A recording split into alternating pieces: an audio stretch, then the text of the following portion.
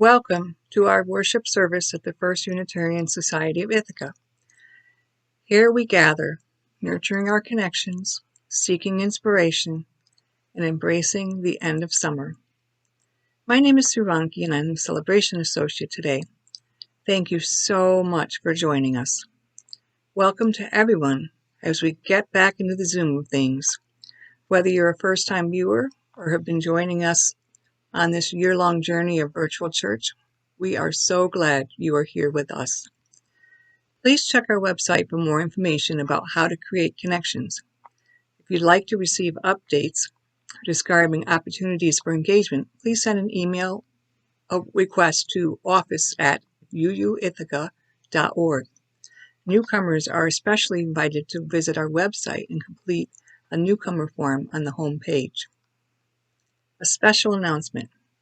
There is a new cohort of the Living the Pledge happening, and we need you. This one will be exclusively on Zoom Thursday night starting September 30th for 6 weeks. If you have any questions about it, please feel free to ask myself or other leaders that are listed in the weekly newsletter and on Facebook. Are you ready to expand your wings about racial issues? Join us now. If this time or night doesn't work for you, please let us know that too. Our service this morning has been pre-recorded, but we look forward to sharing the service broadcast on Sunday morning and seeing you at the live coffee hour that follows. Beneath all curious customs and beliefs, deeper than ecclesiastical creeds, more vital and basic than priestly rites, stands one impressive fact. Man and woman touch infinity. Our home is an immensity. We live, move, and have our being in an eternity. This magnificent assertion is our greatest affirmation. We kindle a flame we trust will lead us forward as we travel in unknown lands, where the question, "Shall I ever get there?" resounds, a clear, pure note in every silence.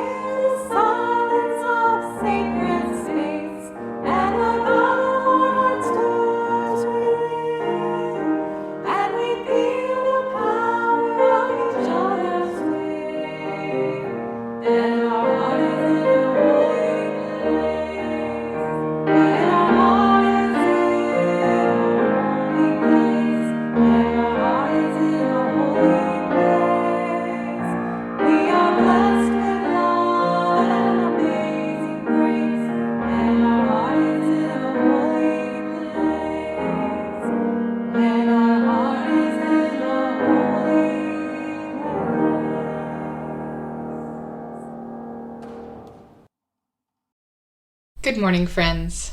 Our theme this month is embracing possibility. Last week, we talked about the possibility of hope. Hope for a new school year, but also hope for this community and how we can find a way forward together. This week, we are going to talk about the possibility of building a better world. People sometimes treat each other unfairly. This can make us feel sad or even helpless. But our faith tells us it's possible to build a better world. It's possible for each of us to make a difference. Our faith tells us that we have a responsibility to help others feel that life is full of possibilities. Making a difference can happen in many different ways. For instance, this is a paintbrush that can be used to make a sign, paint a mural, or capture a portrait. It might even be used to paint on your face or your arm. Using a paintbrush is one possibility for making a difference and changing the way people look at the world. There are lots of other possibilities too. The world needs your voice. It might be through poetry, on a sign, or as a hug. It might be with a marker, a paintbrush, or a song. Maybe you don't know what your favorite way of expressing yourself is. If so, you can try out a variety of possibilities until you find the one or two ways which are your favorite. That is part of the fun of embracing possibilities. I want to share a story now with you about how each of us can work to make the possibility of building a better world a reality. This story is called Say Something by Peter Reynolds, used with permission by Orchard Books. The world needs your voice. The world needs your voice. Mine? Yes, yours. Go ahead. It doesn't need to be perfect, as long as it's from your heart. You don't have to be loud. Powerful words can be a whisper. You can say something in so many ways, with words, with action, with creativity. If you see someone lonely, say something by just being there for them. If you see an empty canvas, say something with your brush.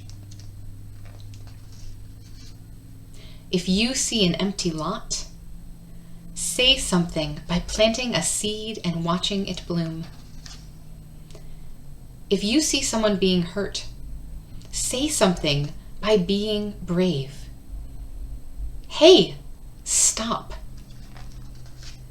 If you see something beautiful, say something with a poem.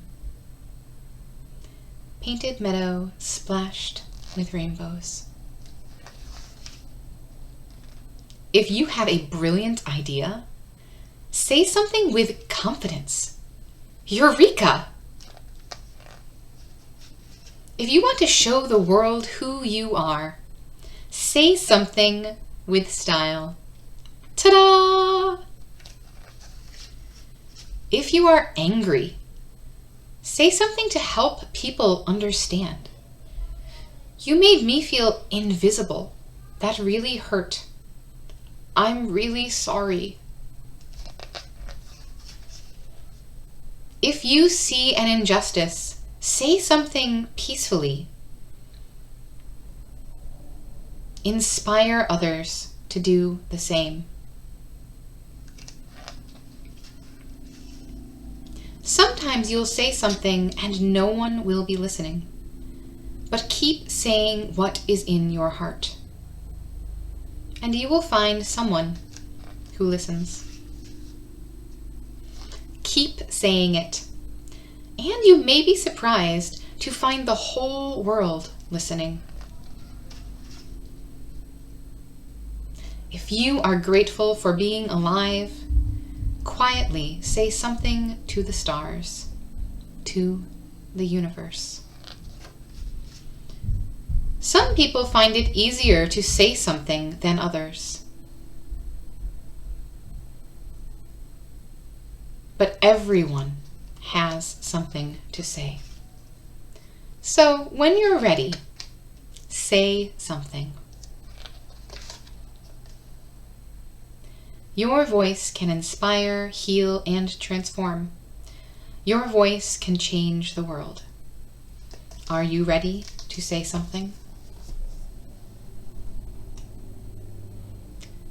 Thank you so much for allowing me to share this story with you today. What was your favorite way that the author used to say something? Maybe it was making art, like with this paintbrush. Or perhaps it was writing poetry or being brave and speaking up when you see someone being hurt or injustice.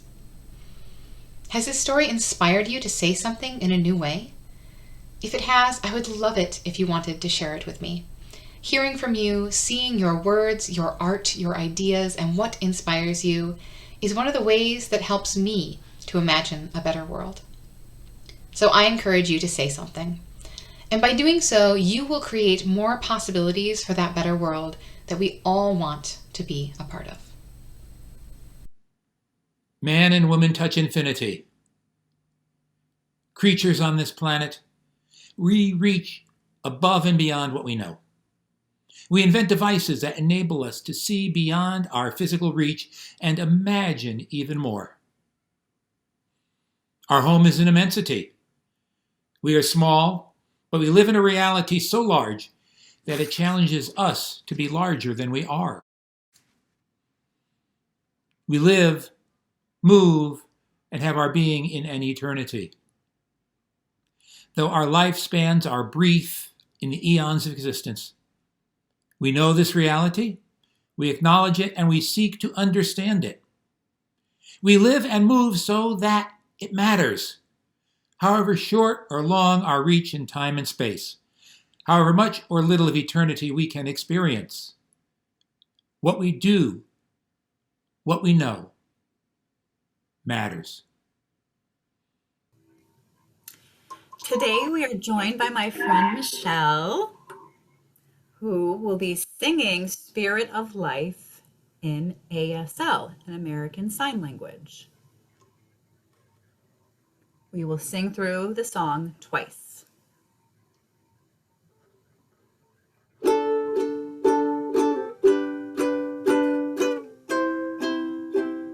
Spirit of life, come unto me. Sing in my heart all the stirrings of compassion. Blow in the wind, rise in the sea, move in the hand, giving life the shape of justice. Roots hold me close, wings set me free. Spirit of life, come to me, come to me. Spirit of life, come unto me. Sing in my heart all the stirrings of compassion. Blow in the wind, rise in the sea, move in the hand, giving life the shape of justice. Roots hold me close, wings set me free. Spirit of life, come to me, come to me. Each week, we take an offering to sustain the important ministries and programs of this congregation and its presence in Ithaca. The giving information will appear on your screen in a moment during the offertory music. Giving to the plate is important. It's a symbol of our gratitude for this service and our ongoing commitment to support the work of this church. So please take a moment and give through either the text option or the giving button on the home page of our website. May these gifts bring about connection, inspiration, and engagement within these walls and beyond.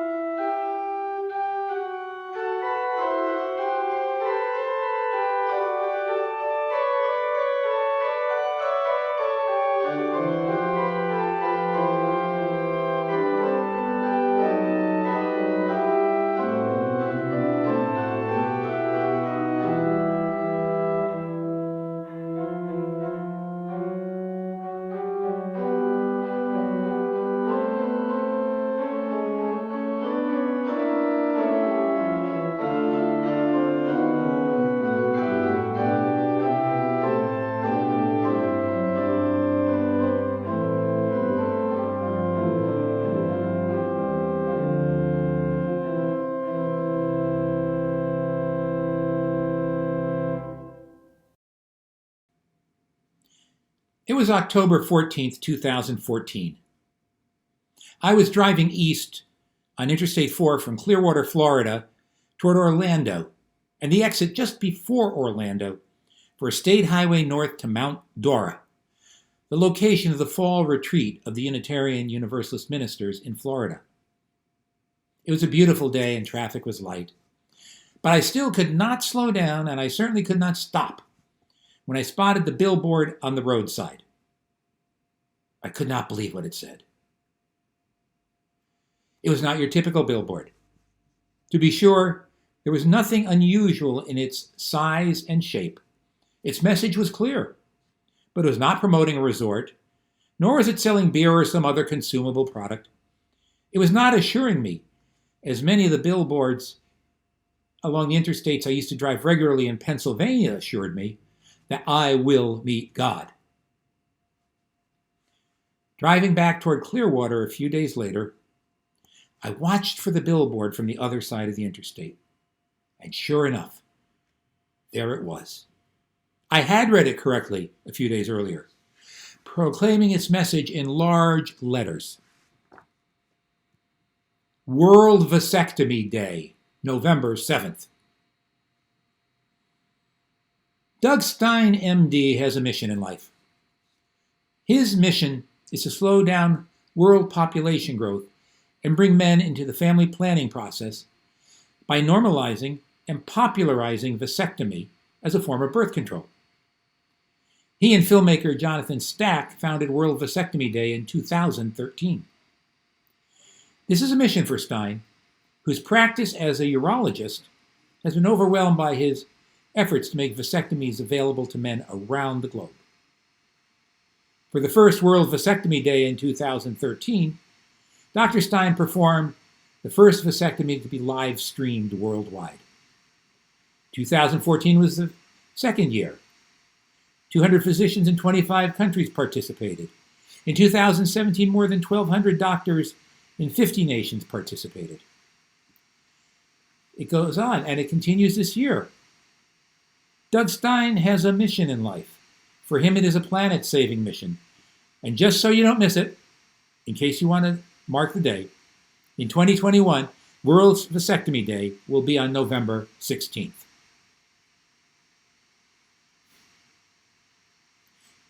In the mid-20th century, the psychologist and Holocaust survivor Viktor Frankl wrote, "Everyone has his own specific vocation or mission in life. Everyone must carry out a concrete assignment that demands fulfillment. Therein he cannot be replaced, nor can his life be repeated. Thus everyone's task is as unique as his opportunity to implement it." Here are some examples of other individuals' missions in life. The author Maya Angelou, who lived from 1928 to 2014, made a personal statement. "My mission in life is not merely to survive, but to thrive. And to do so with some passion, some compassion, some humility, and some style. Part of her thriving was to write some of the greatest literature of the 20th century, works that challenged and lifted up her readers. Going back to the 19th century, here's an example from the business of entertainment as a mission. P.T. Barnum, who lived from 1810 to 1891, wrote, "Men, women, and children cannot live on gravity alone, need something to satisfy their gayer, lighter moods and hours. And he who ministers to this want is, in my opinion, in a business established by the Creator of our nature. If he worthily fulfills his mission and amuses without corrupting, he need never feel that he has lived in vain." Now, for those of you who know only the image of Barnum as an entrepreneurial huckster, I'll just say that he lived a long, complicated, and contradiction-filled life. During his life, he went from owning slaves to supporting the abolition of slavery, and following abolition to supporting equal voting rights for black and white citizens. This latter he did in his role as a member elected to Connecticut's legislature. He had previously served as mayor of the city of Bridgeport. His outspokenness on the issue of black voting rights led to the loss of his seat when he next ran for re-election. A mission may be political and oriented toward justice. Dilma Rousseff, the first woman to serve as president of Brazil, declared, "My mission is to eradicate poverty." Now, Maya Angelou's stated mission is not explicitly about her art as a writer, but her writing is central to her personal mission: to thrive and to do so with some passion, some compassion, some humility, and some style. Having a mission in life does not mean that nothing else matters. Barnum, for instance, had interests that extended way beyond the making of money and his involvement in politics. The other most central part of his life was his lifelong commitment to his Universalist faith. At age 18, he was already in business and serving as an officer of the Universalist Society in Danbury, Connecticut. Viktor Frankl, who lived from 1905 to 1997, having survived the horrors of Nazism and knowing the work of Sigmund Freud, which focused on the pleasure principle, and Alfred Adler, where individual psychology is the process to overcome inferiority, he saw the search for meaning as an essential drive of the human psyche. However horrible one's circumstances, a person can still find meaning in life. Seeking meaning can itself be a mission. But most of us do not organize our lives around a single central mission. The closest anyone I know of ever came to doing so was Henry David Thoreau, who lived from 1817 to 1862, who declared in his book Walden, "I went to the woods because I wanted to live deliberately, to front only the essential facts of life, and see if I could not learn what it had to teach, and not when I came to die discover that I had not lived." What most of us know about Thoreau is that he lived in a cabin on Walden Pond for 2 years and refused to pay the tax that supported the Mexican-American War from 1846 to 1848. He did not marry, nor did he have children, but he was part of a family, he had friends, and he did socially useful and economically productive work. He was a teacher. He helped run his family's pencil-making business. He was a surveyor who always had work because he was so good at surveying and drafting. He collected data on plants, animals, and weather that are so precise that scientists to this day use his data as a baseline in studying the reality and effects of climate change. He was a loyal friend who took on difficult tasks. After Margaret Fuller O'Salley drowned when the boat she was on broke up in Long Island Sound, Thoreau traveled to Long Island to retrieve her remains and personal effects. He did this at the request of his closest friend, Ralph Waldo Emerson. Talk about fronting the essentials of life. Alice Walker was born in 1944 as prolific an author as Maya Angelou was. As a poet, novelist, and essayist, she writes of many things, including gardening. And in writing about gardening, she identifies her mission in life. Even so, you're quite right. I'm not a farmer as most would think of it, tilling my tiny plots of corn and beans, collards and squash, strawberries, leaning more and more on the strength of youth of others as time moves on. No, I was born to grow, alongside my garden of plants, poems like this one. That last line ends with a colon and is followed a full page later by another poem. An example, like the poem I just quoted, of what is her mission, or at least a part of her mission in life.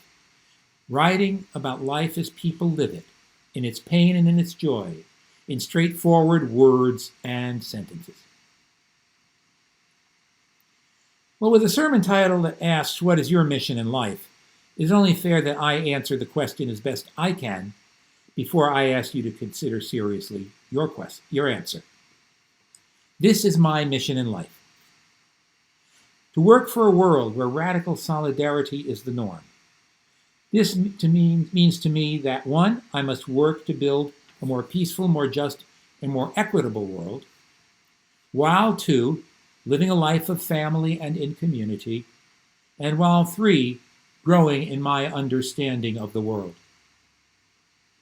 This is not an easy mission, but it is no harder than the mission in life taken on by many of the members of this congregation. What do I mean by radical solidarity? I mean that I must live in deep connection with those whose struggles in the world connect with my struggles and vision of a just world. It is a solidarity across boundaries that those with great wealth and power would prefer that none of us who live outside of the ruling class cross. It means that I cannot drop in and out of struggles and actions. Therefore, I must choose my commitments and comrades with care and be loyal to them. It means that I do not dismiss the many members of my family who are conservative, white members of the world.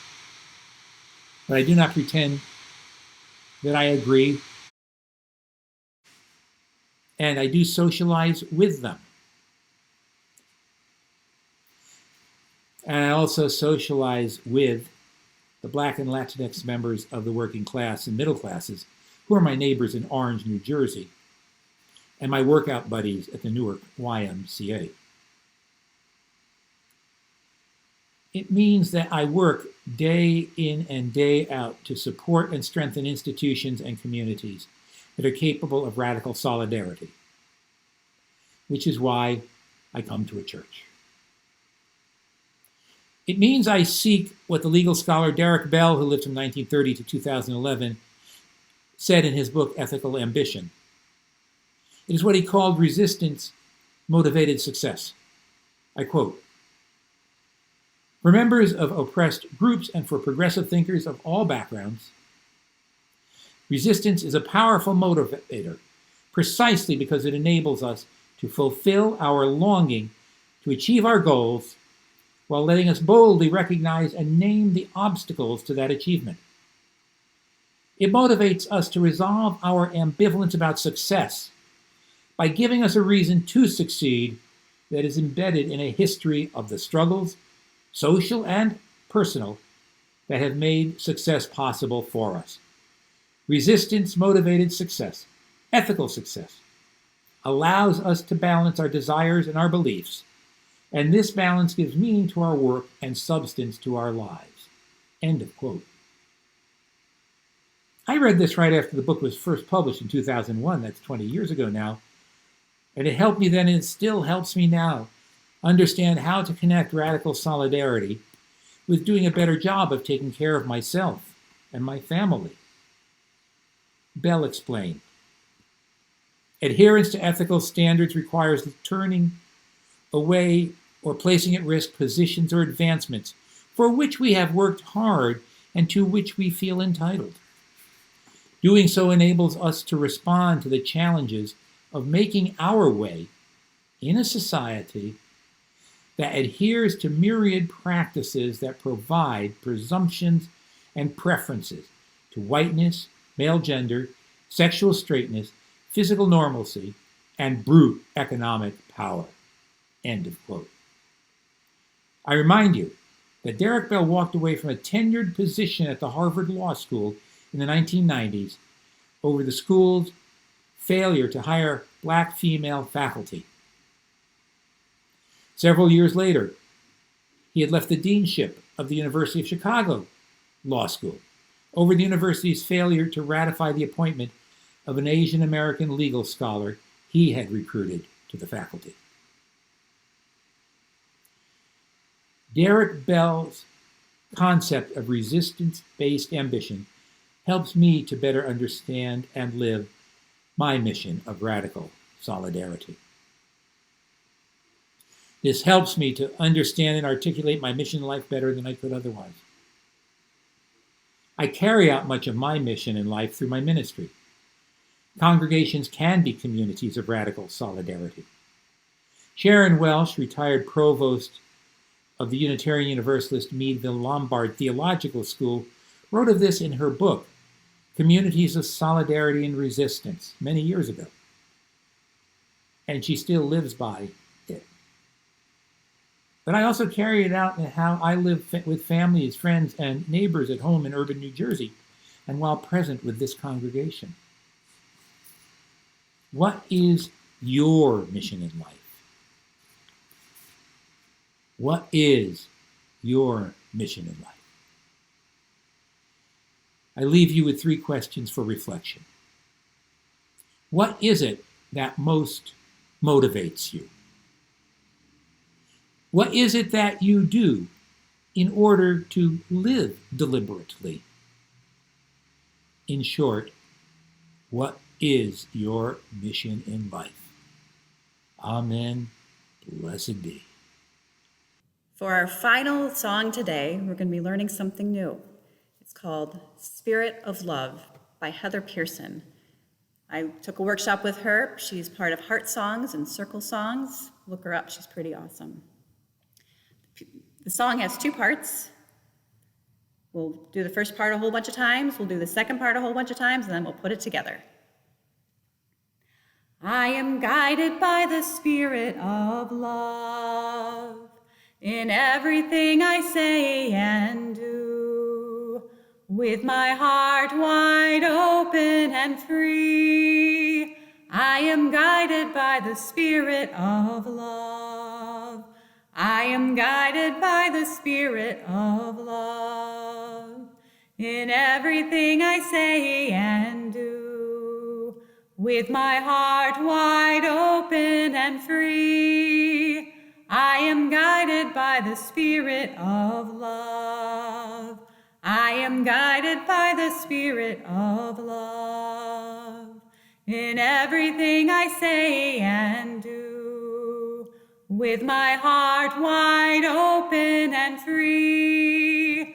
I am guided by the Spirit of love. I am guided by the Spirit of love in everything I say and do, with my heart wide open and free. I am guided by the Spirit of love. I am following love. All is possible in love. I am following love. All is possible in love. I am following love. All is possible in love.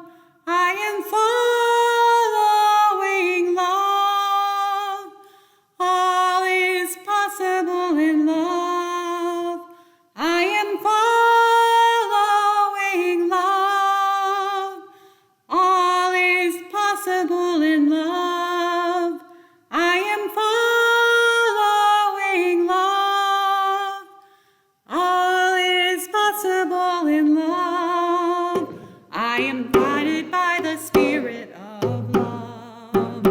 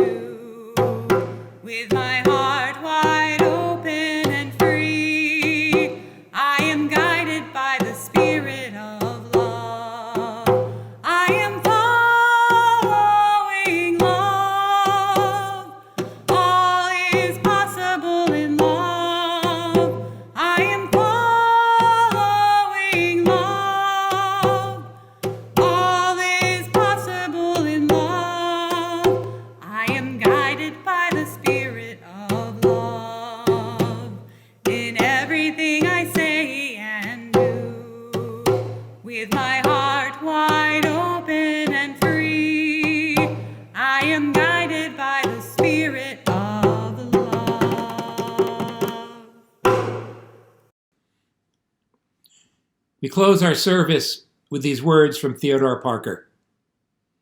Be ours a religion which, like sunshine, goes everywhere.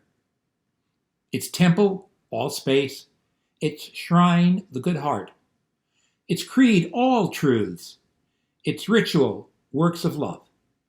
Its profession of faith, divine living. Blessed be.